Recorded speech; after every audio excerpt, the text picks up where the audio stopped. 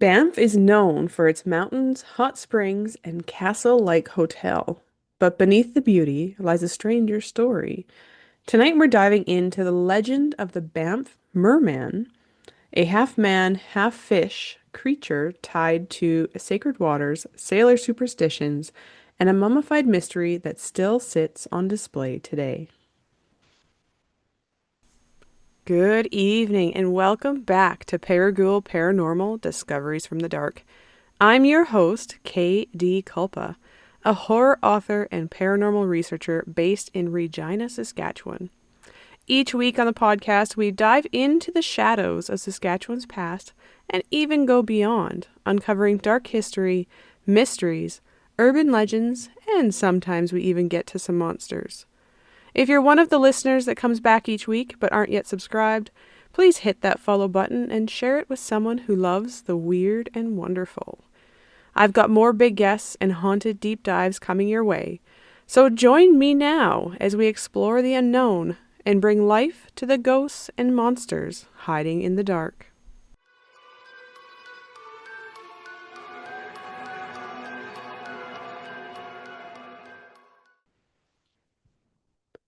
Tonight we are returning to another Canadian Legends and Monsters feature episode. In this series, we dive into the mythical creatures and urban legends of Canada to see if we can connect them to true history.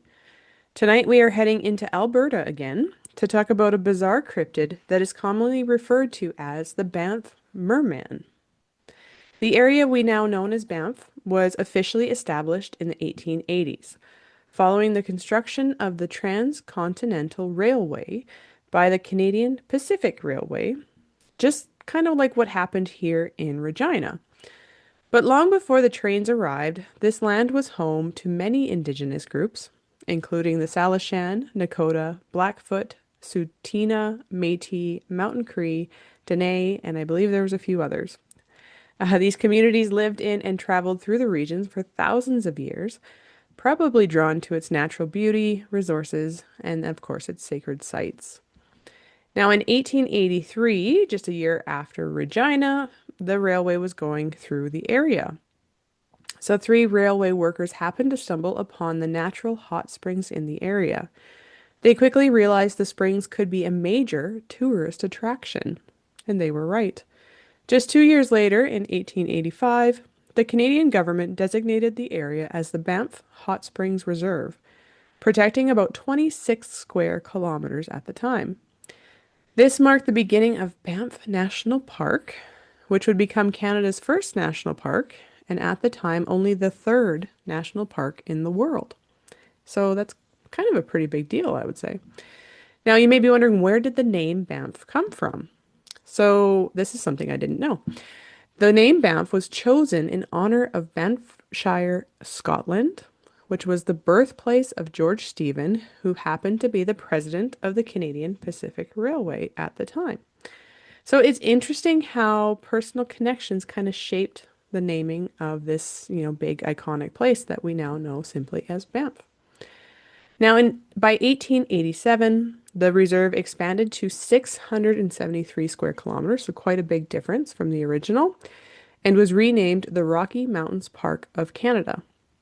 Now, just 1 year later, in 1888, the Banff Springs Hotel was completed, and if you've ever seen it, you know it kind of looks like a giant castle nestled in the mountains. And it quickly became a symbol of luxury and a magnet for tourism. The hotel itself has its own ghost stories, which I'll save for another episode, but let's just say that it's not just the architecture that makes it legendary.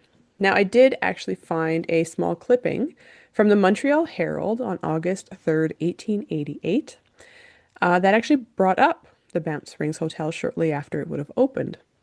So it says Banff Springs Hotel, Rocky Mountains, perfectly constructed summer and winter hotel costing $250,000, situated on the line of the Canadian Pacific Railway near the summit of the Rocky Mountains in the Canadian National Park. The house is electric lighted and has every comfort and convenience found in city hotels of the highest grade. The numerous hot sulfur springs in close proximity vary in temperature from 80 to 121 degrees, and perfect bathing facilities are supplied. Testimony to the wonderful curative properties of the waters is plentiful. So there you go. They were even, you know, over in Montreal, they were talking about the brand new hotel in Banff. But Banff's history isn't all grand hotels and scenic views. Now, this is something I didn't know until I started researching the area, but between 1915 and 1917, during World War I, an internment camp was actually established in the area. So the immigrants came from Ukraine, Germany, and Austria-Hungary, and other countries that were labeled at the time as enemy aliens, which were detained and forced into labor by the Canadian government. So they built roads, bridges, and even worked on park infrastructure. This part of Banff's history is rarely talked about, and I'll admit, like I said, I hadn't heard about it until I started researching this episode. So it makes you wonder, how many other stories are buried beneath the surface of these beautiful places? Then in 1930, the park was officially renamed Banff National Park, and by the 1940s, another major change was underway. So, despite a ban on industrial development within national parks, which came with the National Parks Act here in Canada, the Canadian government actually approved a hydroelectric dam on Lake Minnewanka. Sorry, I don't know the term very well, to support the war effort and power southern Alberta. So, with the building of this dam, of course, water levels raised by nearly 30 meters, which ended up flooding a summer village of Minnewanka Landing. That was actually a growing tourist destination with hotels, restaurants, and even offering sailing tours at the time. So, what's wild is that this wasn't the first dam in the area either. There had been one built in 1912 as well, and even earlier in 1895. So, but both were submerged when the new dam was built. The village had grown enough to need 4 avenues and 3 streets. So I found it very surprising that they were willing to then flood it with the new dam in the 1940s. But anyway, maybe the war effort made it feel necessary, but I don't know. Still, it seems like a haunting decision to just get rid of a popular tourist attraction that was growing at the time. Now, let's talk a bit about Minnewanka Landing. Minnewanka Landing? Sorry, I'm going to mess up that name this whole time. Anyway, it was officially designated a summer village in 1912, so same time as that one dam being built, but its roots go back even further. So, in fact, a log hotel known as the Beach House was built there as early as 1886. Now, by the time the village was formally recognized, it had grown into a little kind of lakeside destination that tourists like to go to. So, like I said, it had 4 avenues, 3 streets, hotels, restaurants, and even the dock, offering the sailing tours across the lake. So, but the 1940s came and it became flooded because of the hydroelectric dam, which was approved as part of Canada's war efforts. And what was left behind is one of the most unique ghost towns in Canada because, well, it's underwater. So unlike the ghost towns that we see here in Saskatchewan, if you go down the ghost town trail, which was happy to do a little bit this summer, this one you'd have to have scuba gear on to go check out the ghost town. And today that's exactly what happens in Banff area, which again, did not know this. So I guess scuba divers can explore the submerged remains of Minnewanka Landing. The lake is glacier fed, which keeps the water cold year round. And that cold water has actually helped preserve the wood and structures of the landing buildings remarkably well. So divers have reported seeing the foundations of old houses and hotels, an oven, a chimney, a cellar, bridge pilings, and even sidewalks. One source said that the wood is so well preserved that you can still see the grain as you swim past it, which is kind of cool. Apparently, around 8,000 divers actually visit this site each year, which is incredible. You usually hear about underwater ruins in more tropical places and in the oceans, not in a cold mountain lake here in Alberta, in Western Canada. I had no idea that this was such a popular dive site, but then again, I'm not a diver either. So maybe that's why it flew under my radar. So if you're, a diver, I'd love to know. if any of you have had an experience visiting this ghost town. Ghost town. I'm curious if you could even like have ghostly experiences underwater because that would be an interesting thing to learn about. But I think that would be hard, wouldn't it, to collect ghost stories from underwater when you have all that equipment on? But connect with me if you have had any experiences while visiting the underwater ghost town. I'd love to hear them. Now, in Lake Minnewanka, see, I don't know how to properly pronounce that, has an important connection to the monster we are talking about tonight. This lake was known as the Water of the Spirits by the Stoney Nakoda First Nations people, as it has been a sacred site for the indigenous groups for thousands of years, like we talked about at the beginning. The Stoney Nakoda people believed the voices of spirits could be heard whenever they traveled near the lake, and that the water had healing properties.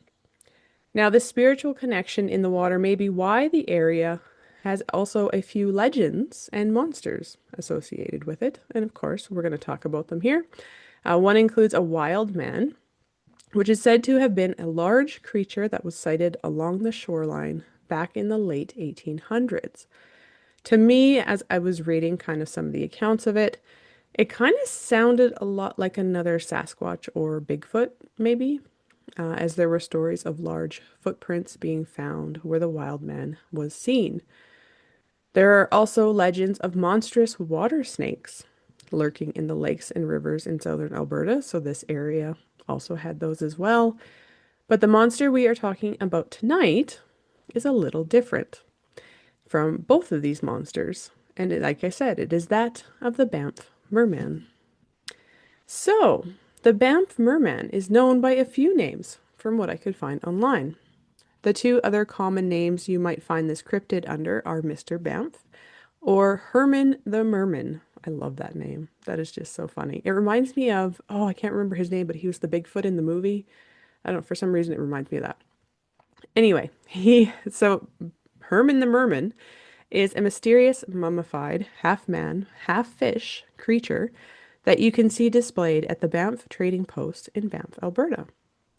So the Banff Merman has deep set eyes and sharp tack-like teeth.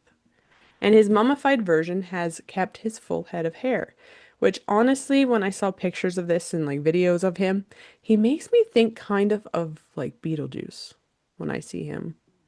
At his waist, he's also attached to a fish body, so it's like a Beetlejuice top on a fish bottom. I don't know, you can let me know what you think, but if you've seen this guy, but he makes me think of Beetlejuice. Now, you may be asking, where did this supposed cryptid come from, and how did he come to be in a trading post in Banff? Well, it's hard to say for sure, but there have been some guesses into where he came from and how he ended up as a display at the Banff Trading Post. The first theory that some say is probably the most likely is that it was acquired by Norman Luxton in 1915, who is the person that founded the Banff Trading Post back in 1903. Luxton is considered a key figure in the establishment of Banff. Apparently, the story goes that he arrived in 1902 after he had been told to go there for its healing waters. Now, I didn't find out why he needed the healing waters, but that's what it said. Once he arrived, he apparently fell in love with the area and decided to never leave. Now, Luxton also took over the local newspaper, the Craig and Canyon, while he was there.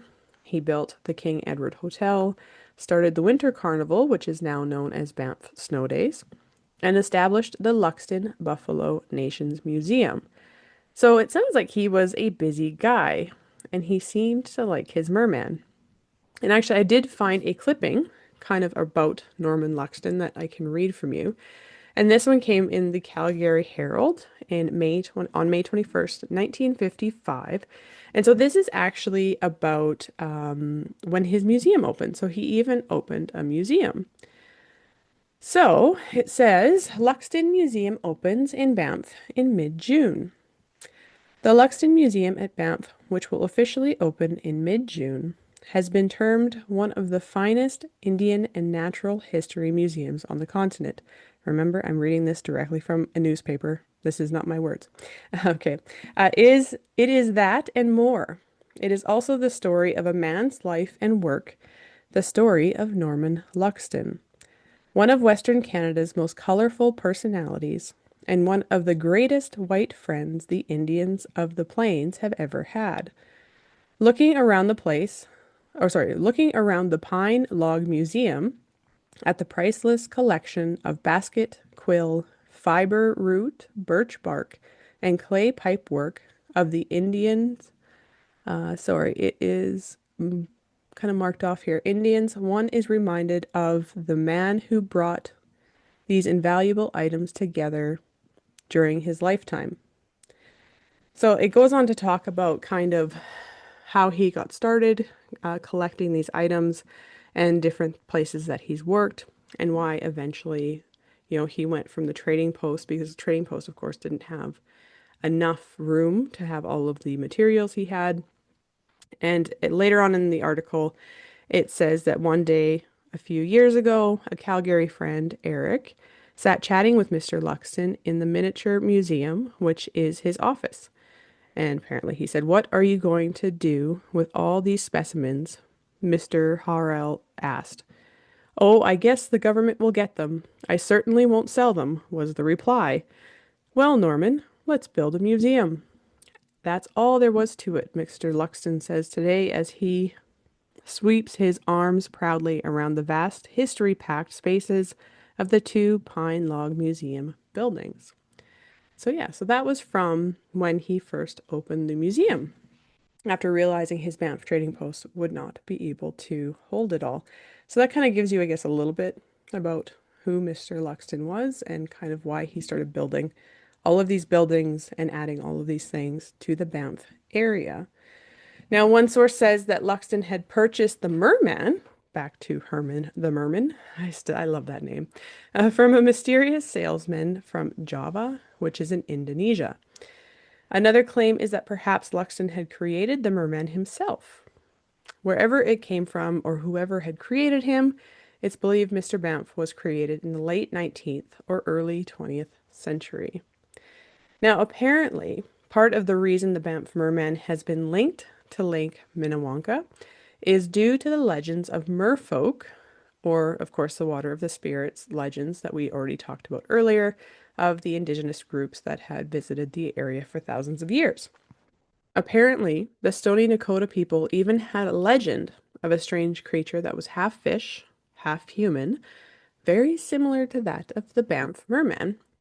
And the legend goes that this creature had emerged from the lake only to scare people and then return to the water, which makes you wonder, again, if someone had heard this legend and then created this creature to kind of mimic it, maybe to try and, bring this local legend to life. I'm not sure. But they did link it to the lake nearby quite a bit, even though it is estimated that it probably came from Asia, but we're not sure. Now, the interesting rabbit hole that I fell down while researching the Banff Merman and took me on a little bit of a tangent, and I really didn't expect to dig into this because I had never heard of this before, is that he's considered an example of a Jenny Hanover. I hadn't even heard of that term before, but once I did, I couldn't stop digging into it. So, this is what it is. A Jenny Hanover is essentially a dried and altered marine creature, usually a ray or a skate, that's been carved and preserved to resemble something mythical. So they try to make it look like it's a mythical creature. So think mermaids, dragons, demons, angels, even miniature sea monsters. And these weren't just random creations either. They were part of a long tradition dating back to the 16th century, so quite a ways back, when sailors and dockside vendors would sell them as curiosities to tourists, collectors, and even healers, apparently. The earliest known image of a Jenny Hanover appeared in Conrad Gesner's Historia Animalium in 1558. So, that's quite a long time ago, where he warned readers not to be fooled, that they were just disfigured rays and not real monsters. So he actually, was helping them out, saying like, hey, this isn't a real creature. Don't be fooled by these things that sailors are making. But that didn't stop some people from believing, of course, which I feel like is even today.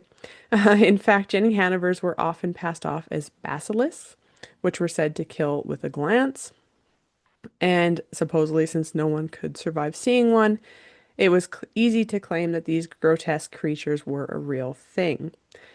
Some were even used in rituals and folk medicine, apparently, because they were believed to have magical powers, and so they might have been used in healing ceremonies.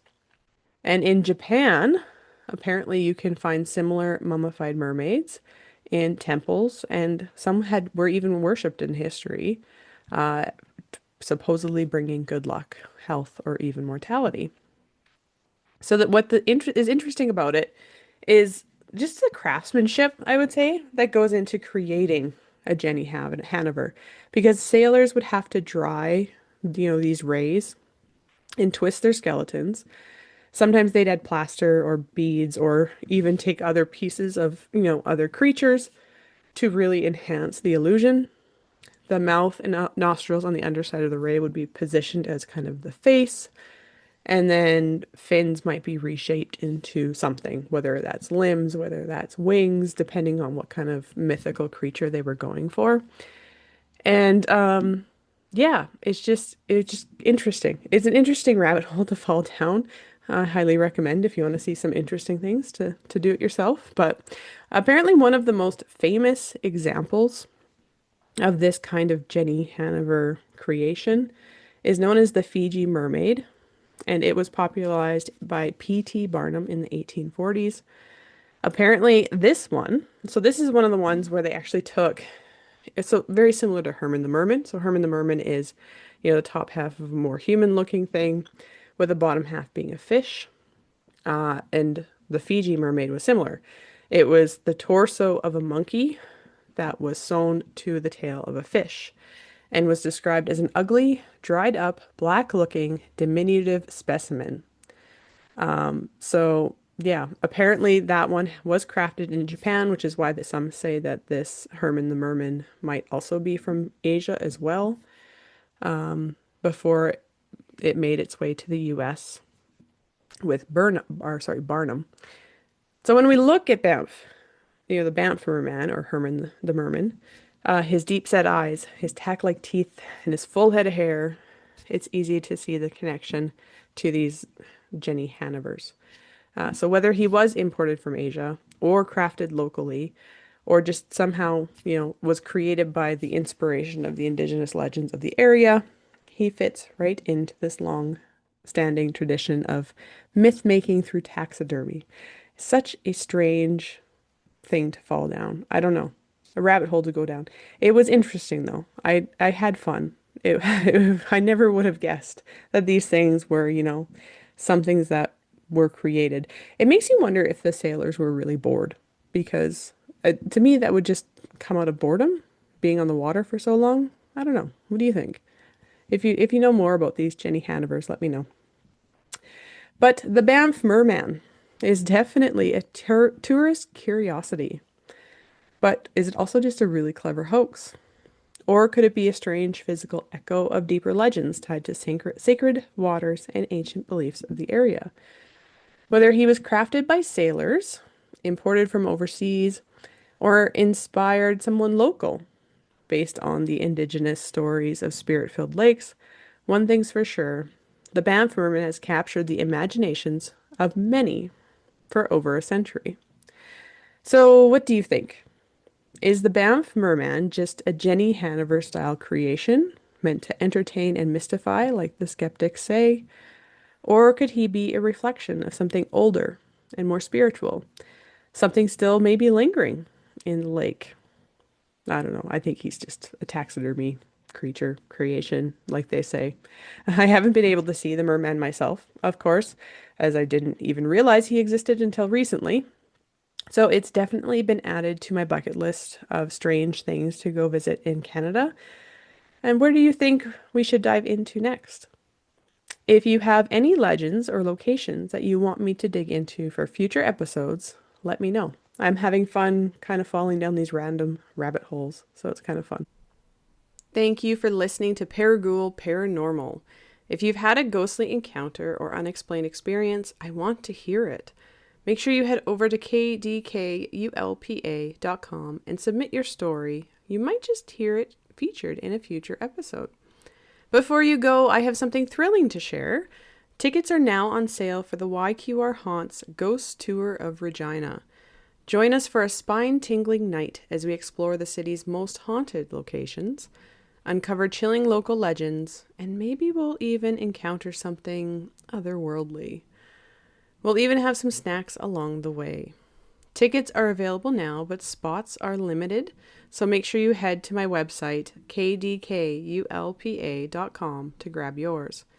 As always, thank you for being here. Every listen, every share, every review helps this show grow and lets me keep bringing you deeper into the shadows. So if you haven't already, subscribe, leave a review, and share it with a friend. Stay tuned for more episodes where we uncover more secrets, unravel more mysteries, and delve deeper into the shadows. This is Katie Culpa, signing off. Until next time, my ghouls.